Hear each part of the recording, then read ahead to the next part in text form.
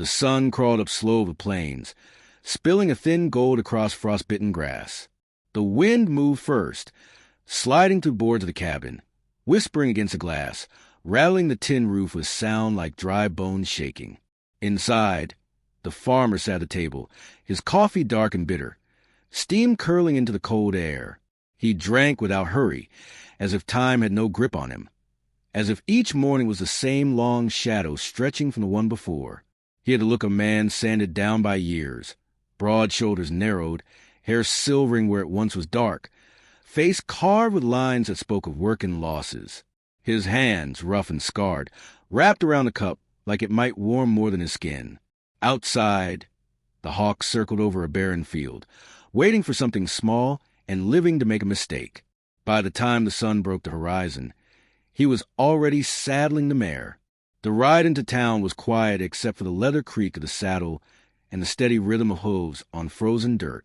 A dust cloud rose behind him, trailing like a ghost that couldn't keep up. Town was little more than a cluster of stubborn buildings leaning against the wind. General store, blacksmith, saloon, a church that rarely saw a full pew. He dismounted near the store, intent on flour, salt, and coffee beans. But the air felt wrong. People were gathered in the street, voices low, eyes fixed toward the saloon. Curiosity pulled him closer. A wagon stood parked at the edge of the crowd, its boards weathered, its driver a grizzled man with a pistol on his hip, and the careless confidence of someone who'd done worse than anyone here dared name. In the back of the wagon, there was movement, figures huddled under rough blankets, heads bowed, women, children, their skin bronze, their hair black as wet soil. Apache, one by one. The trader called them forward, offering them up like livestock. Coins clinked into his hand. Strangers took hold of their purchases, and the crowd thinned. No one spoke of it aloud, but the silence had weight, as if the whole town agreed not to feel too much. By the time the last blanket was pulled back, only one remained. She stood, unbent despite her thin frame, eyes a color of dark stone locking on anyone who looked too long. Her wrists bore the mark of rope, her hair hung loose and tangled, her dress torn at the hem. She did not beg. She did not look away. The trader barked a price. No one moved. The farmer didn't think about it. Not the coin it would cost, not the trouble it might bring. He stepped forward, dug the silver from his pocket, and let it drop into the trader's palm. Without ceremony, she was handed down from the wagon, the trader muttering something about last one left behind. She stood beside him, her face unreadable. He didn't offer his name. She didn't ask. They left the town the way they had come, without speaking. The road home stretched long under the lowering sun. She rode behind him, balanced easily, her gaze fixed somewhere far beyond the horizon. He wondered if she was counting the miles, measuring the risk, or simply memorizing the way back. By the time they reached the cabin, dusk had settled, painting the land in rust and shadow. He showed her the small barn, the pump out back, the pile of wood near the door. She moved through the space like she was already mapping every exit. Inside, he lit the lamp, set a plate of bread and beans on the table. She sat, ate with steady hands, eyes flicking between him and the window. Night came heavy. The wind outside had teeth. He lay in bed, listening to it scrape against the house, the slow creak of the rafters. Sleep came late, shallow. Somewhere past midnight, the cold pulled him awake. He rose, pulled on his coat, and stepped outside. She was standing in the yard, barefoot in the frost, her breath pale in the moonlight. Her gaze was fixed east, toward the mountains, a stillness about her that made the night feel older than it was. In her hand, something caught the moon, a small glint. For a moment, he thought it was a knife. She turned slightly, and the light shifted. It might have been metal, it might have been stone. Their eyes met across the yard. Neither spoke. The wind rose, carrying the scent of sage and cold earth. She closed her hand over whatever she held, turned back toward the mountains. He wondered, as the silence stretched between them, whether she was thinking of escape or vengeance. When she finally moved, it was to pass him without a word, her bare feet silent on the frozen ground, disappearing back into the cabin's dim light. He stood there a while longer, the frost settling on his coat, the moon high and watchful. Something in him knew the quiet wouldn't last. The morning came pale and brittle, light spilling across the floorboards like water through a crack. He was at the stove, coffee steaming in the tin pot. When she emerged from the corner where she'd slept, her hair was a dark tangle, her expression a mask without edges. In her hand was a small bone-handled knife, the one he had glimpsed under moon. She set it on the table without comment, as though it belonged there, then sat. He poured her coffee, black and bitter. She didn't thank him, but neither did she refuse it. They ate in the kind of silence that was less about absence of words and more about the weight of what neither was willing to say. By mid-morning, they were outside. He didn't explain the work, just handed her the water pail and gestured toward the pump. She carried it without hesitation. Her movements were practiced, the kind that came from a life where idleness meant hunger. She split kindling with a swing that bit deep into the wood, stacked it neatly, and moved on a hauling feed for the mare. He found himself watching more than he meant to, noticing how she kept her back to open space, how her eyes flicked to the tree line now and then. She was measuring the land in the same way she'd measured him. Quietly, deliberately, finding the soft spots.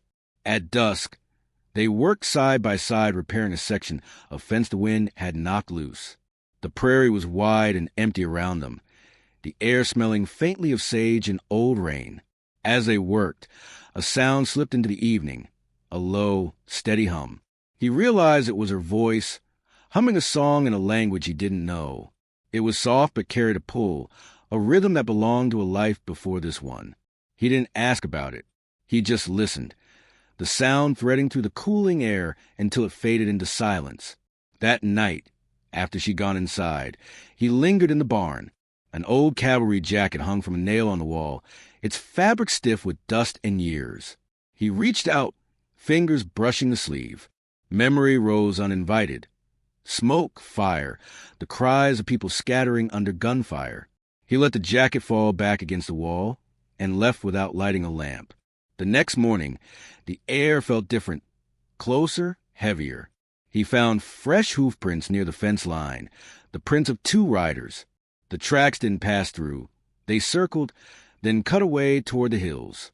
When he mentioned it, she stopped what she was doing, eyes narrowing. "They watch," she said, the words halting but certain. "Who?" She looked toward the horizon. "Men who take." That evening, the wind came from the north, sharp enough to bite. He brought in extra wood for the stove.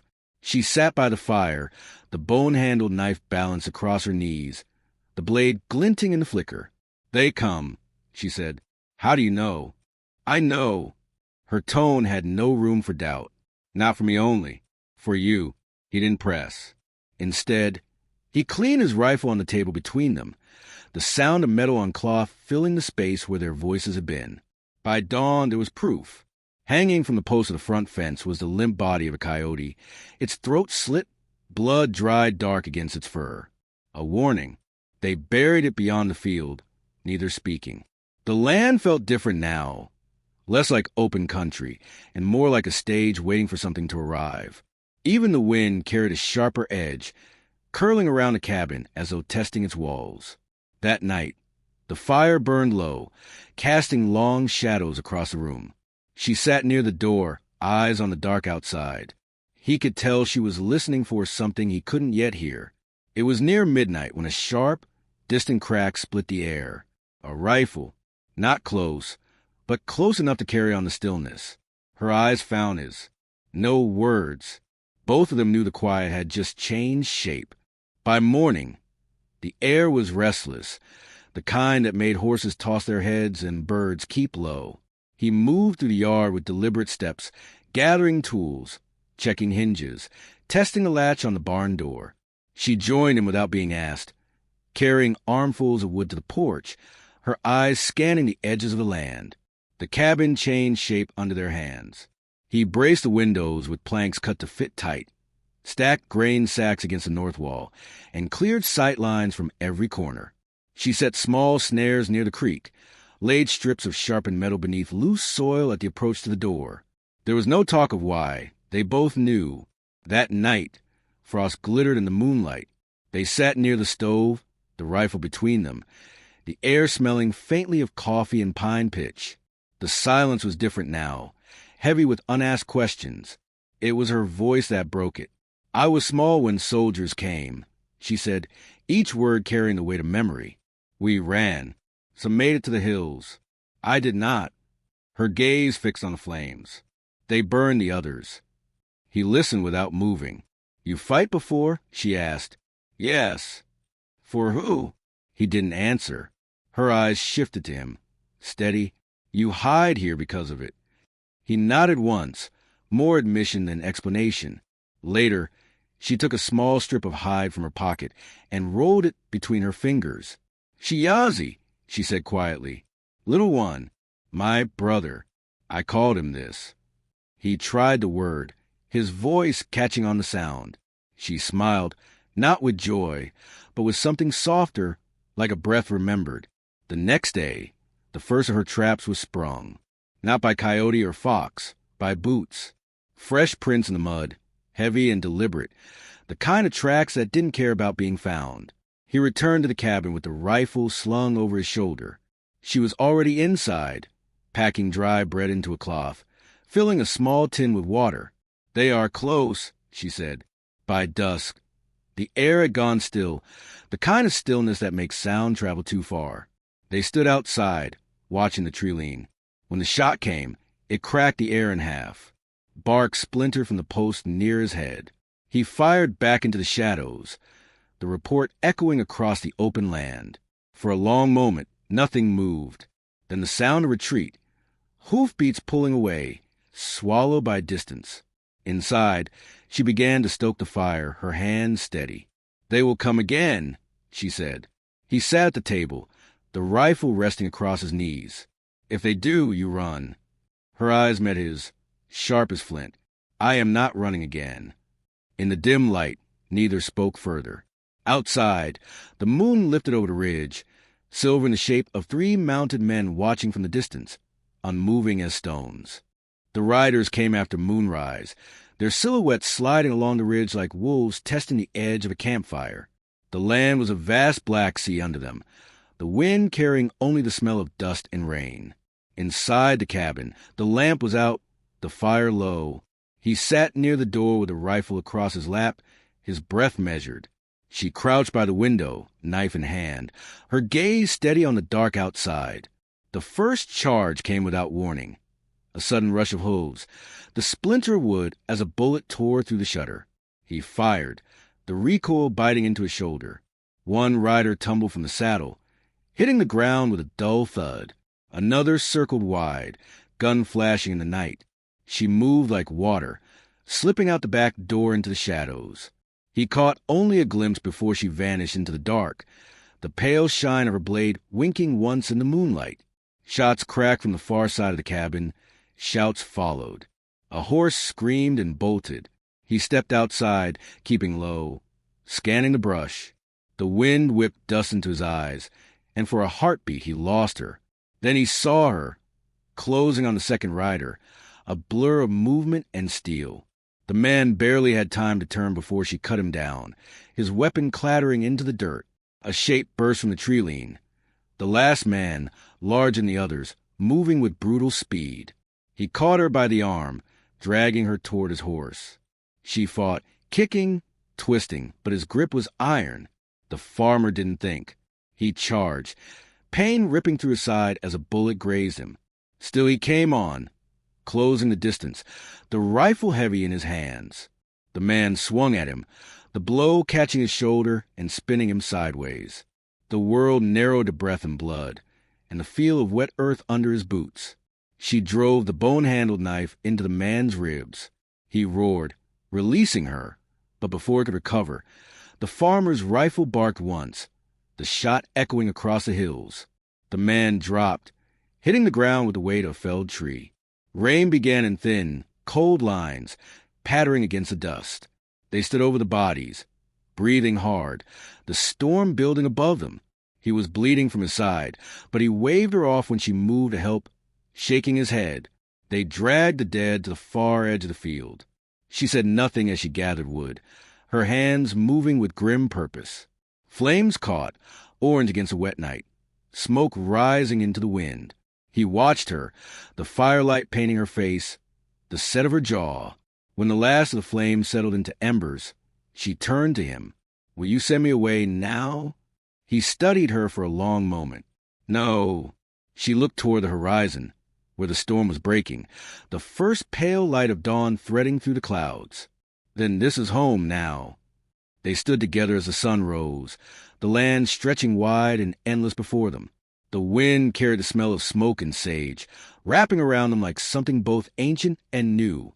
The prairie was quiet again, but it was not the same quiet as before. It was a quiet of two people who had chosen to remain.